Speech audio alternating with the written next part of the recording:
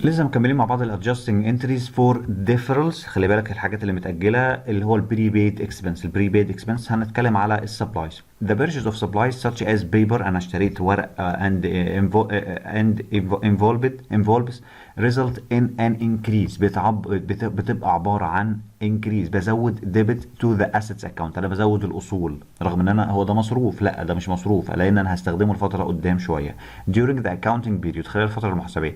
The company uses supplies. بتستخدم supplies rather than recording supplies expense. أنا ما برميش مصروف expense. لا أنا بستخدم السبلايز دوت فبرميها أصله عشان أستخدمها. As the supplies are used باستخدامها.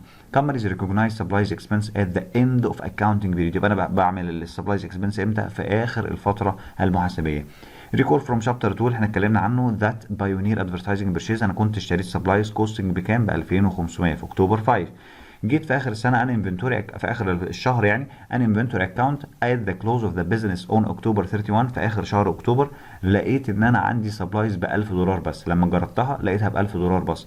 are still on hand. هو ده اللي معايا دلوقتي. يبقى الكوست اوف سبلايز اللي احنا استخدمناها في شهر 10 عباره عن 2500 اللي انا كنت شاري بيهم ناقص ال 1000 اللي لسه موجود. يبقى انا صرفت في شهر 10 1500 دولار او ما قيمته 1500 دولار من السبلايز. ما قيمه 1500 دولار من السبلايز. فالسبلايز في 5 اكتوبر اشتريت ب 2500 واستخدمت منها خلال الشهر 1500 ففضل معايا 1000. فده معناه ان انا هعمل هنا بيزك اناليسيس ده اكسبنس سبلايز اكونت. هزود المصروف واقلل السبلايز اللي هو الاسيتس اللي هو السبلايز الاسيتس. فالاسيتس عندي السبلايز هتقل والاونرز ايكوتي جوه حساب اسمه السبلايز اكسبنس هيقل لان الاكسبنس تعتبر من الاونرز ايكوتي. فهنجيب القيد بسهوله جدا. هيبقى عباره عن debit supplies expense credit supplies. debit supplies expense اللي هو المصروف اللي هو في income statement. credit supplies اللي هو assets. قللنا الاسيتس وزودنا المصروف.